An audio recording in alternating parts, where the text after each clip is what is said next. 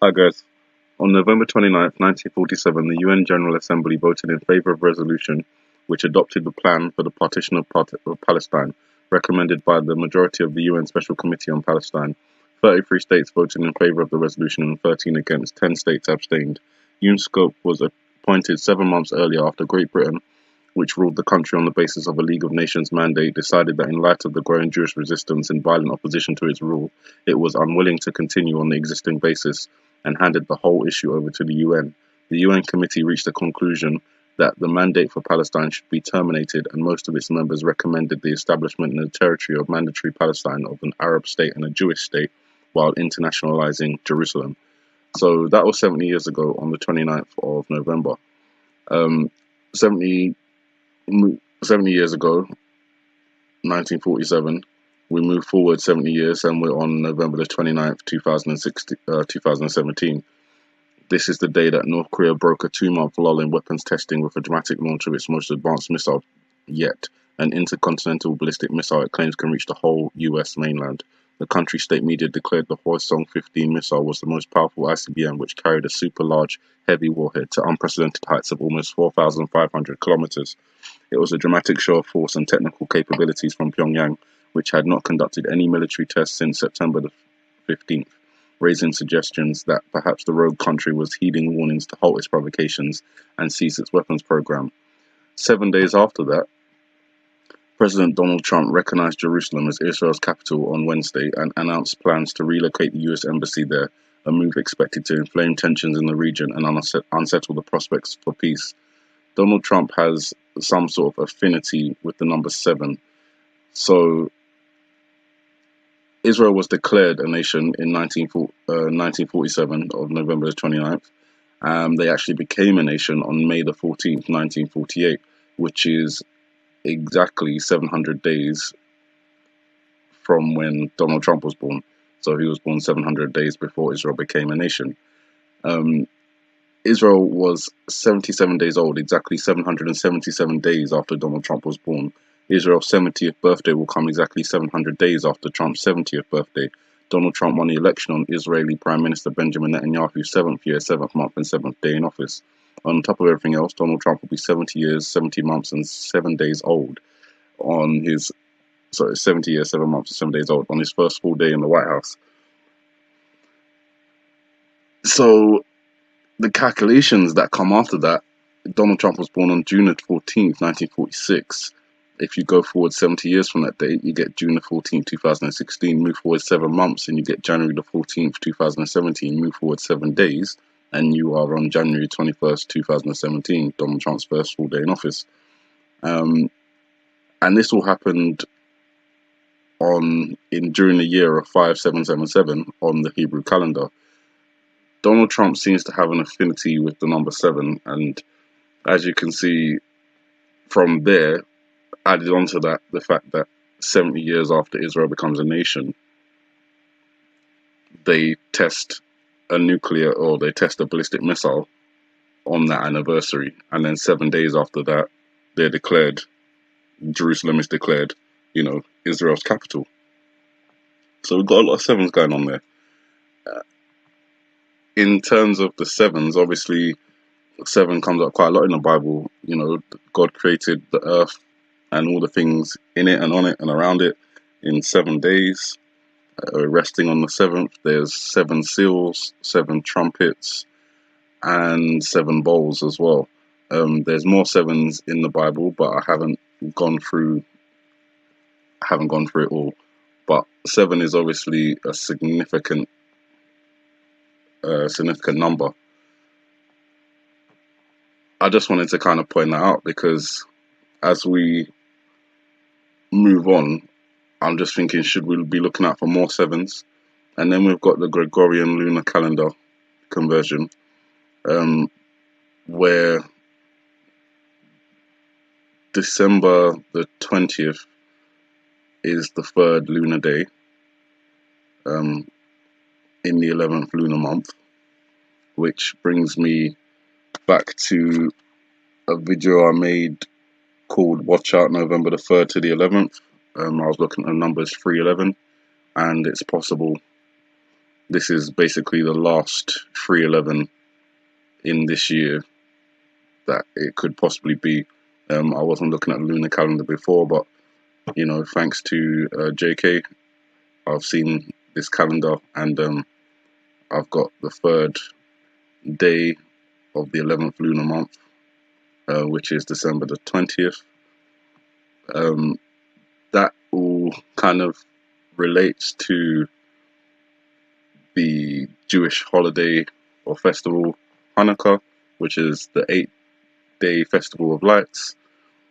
Looking at the dates here, they start on the evening, so when the sun goes down is when, you know, the next night or the next candle is lit.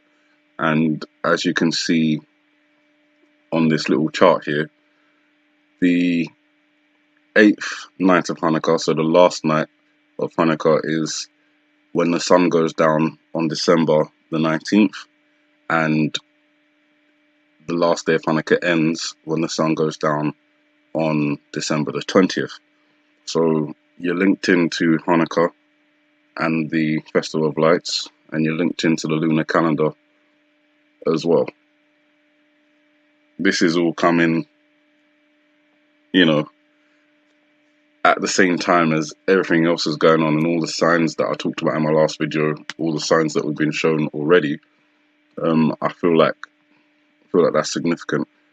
Hanukkah ends, and then we're into the lunar day of the 3rd, which is the 20th, and the lunar day obviously starts when the sun goes down. So the last day of Hanukkah ends when the sun goes down, and the 3rd lunar day starts when the sun goes down, all on the 20th.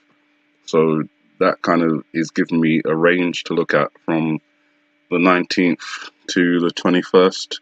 I want to extend it to the 23rd really, but the 19th, the 20th, and the 21st are fitting into this lunar, this, you know, Jewish and the Julian calendar as well. And when we look at the Julian calendar, you can see, I don't know if you can actually see, let me see if I can make it bigger. Okay, so December the 20th is on the Julian calendar, the 354th day of the year. And I also made another video about 3 weeks ago. It was called iPet Goat 2 345.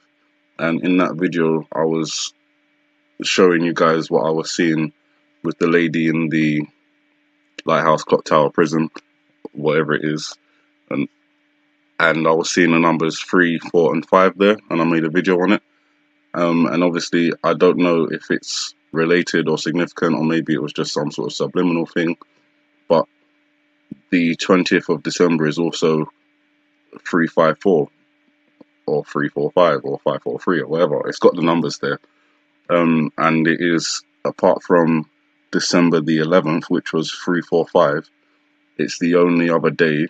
So December 11th's gone, so we know it's not that day. 354 is the only other day with those 3 numbers included in it. And I thought that was significant because it also falls on December the 20th. So now you've got the 354, which I did a video about 3 weeks ago on December the 20th. And then you've got the Hanukkah, last day of Hanukkah, December the 20th, when the sun goes down. And then the 3rd lunar day starts on the 20th when the sun goes down. So it's kind of all narrowing down to the 20th, 19th, 20th, and 21st, just because of the time zones and the fact that if you're going by lunar calendar, then you have to start at night. If you're going by, you know, solar, which is the Gregorian calendar, then you're going by day. So it kind of blends into each other. Those 3 days, again, we got the number 3 with 19, 20, 21. If anything's going to happen, we don't know, but we really don't have long to wait. So, you know, the dates are almost finished for this year, and for me, it will be, that's it. As I've said a few times, it will just be done. Once December comes to an end, I'm finished. If nothing happens, then that's it. But if something does happen, then obviously I will continue to do the work. Separate from that subject, going on to the actual news reports now, we've got North Korea issuing another threat. The whole world will plunge into nuclear war. And this was published on December the 16th, so yesterday. And North Korea has sent a dire warning to the USA, telling President Donald Trump to prepare for nuclear war if he attempts a sea blockade of the hermit state. North Korea's foreign ministry has issued a furious statement this weekend saying American aggression cannot be tolerated. The fiery statement, which was issued in Pyongyang-based propaganda newspaper yesterday, said Donald Trump was terrified of North Korea's nuclear progress. And it said any attempt to strangle North Korea with sanctions or a blockade would receive a furious response. The statement said the gang of Trump, being terrified by our accomplishment of the great historic cause of completing the state nuclear force, is driving the situation on the Korean Peninsula more and more close to the brink of war, acting recklessly without any sense of reason. That's also significant just because the UN met on the 15th in New York. I've spoken about the UN in a couple of videos as well, and they have just agreed to, impose more sanctions and to tighten the sanctions already in existence, which is one of the things that North Korea says would be an act of war and would receive a furious response. But not only that, President Donald Trump's fire and fury quote is being fulfilled here, as he has sent 14,000 extra US troops, and this report was again published on December the 16th.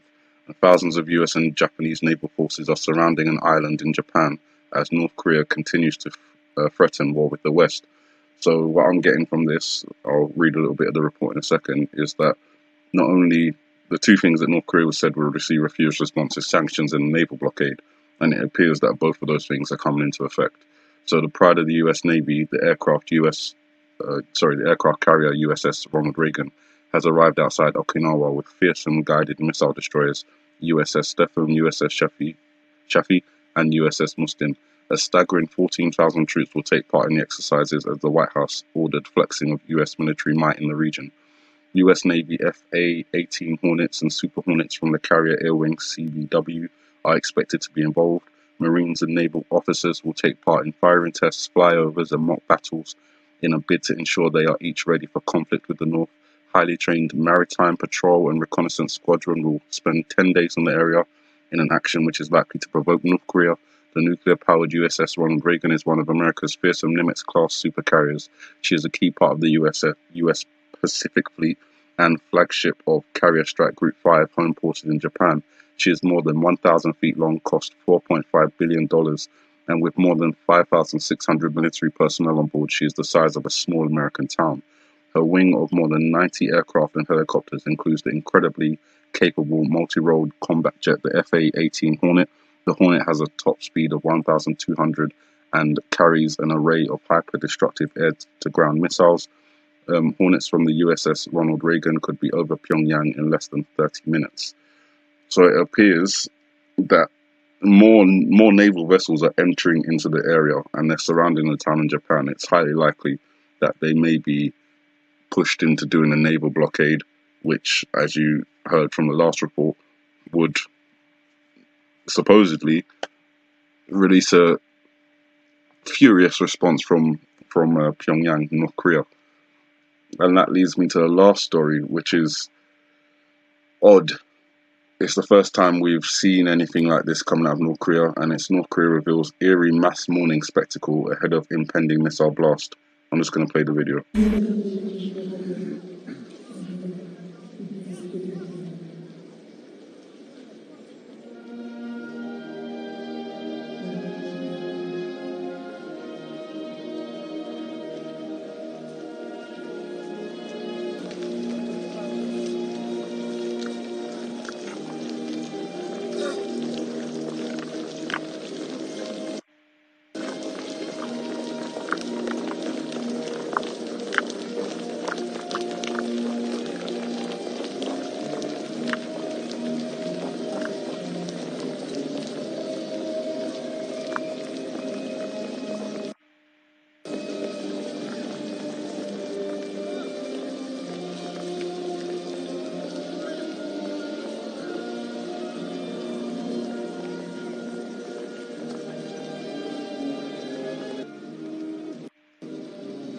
I'm just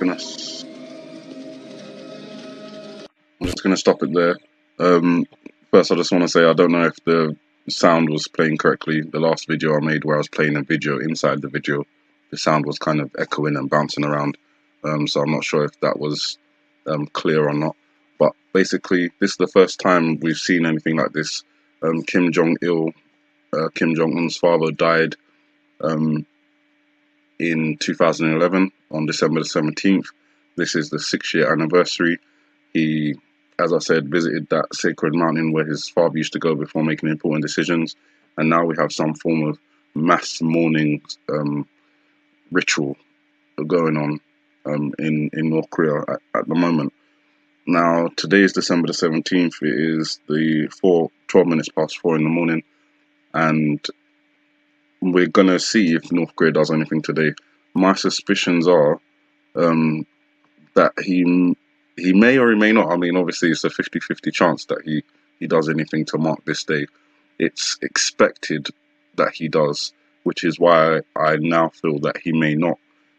You don't generally do things that your enemies are expecting. So he may not do anything today and may wait another 2 days until the 19th or the 20th or even the 21st to do something. I feel like something either out of North Korea or out of Israel will come soon, because these two countries, the activities that are going on inside of them and around them involving the other countries as well, such as China, Russia, Iran, Syria, Egypt and Turkey and the UN and NATO, it all seems to be coming together at this one point in time, and all of those signs are then compiled with the other signs that we're receiving from the heavens, like the sun, the moon and the stars and asteroids and things like that. Now is it's an exciting time. I'll tell you that. It's a very exciting time, because it just goes to show the fulfillment of the Bible. And obviously there's some dreadful things that happen in the Bible, but at the end it's all peace and happiness. And if you really do believe in the Lord and you follow his words, then you know that at the end of it all, you're going to be in heaven, in a blissful society, controlled by the Almighty Father. So I don't worry in that aspect. What I do worry about is how blind some people still are to these things, and they're not waking up. And I feel like in 2012 it was like the mass awakening of everybody, with the whole Mayan calendar and the 21st of December 2012. It was almost like everybody, people who never even had any interest in end of the world topics, were interested. They went and watched the movie 2012. They were researching the Mayan calendar and all those things. And when nothing came to pass, you saw a lot of people go back to sleep again. But some of us stayed awake. Myself, yourself.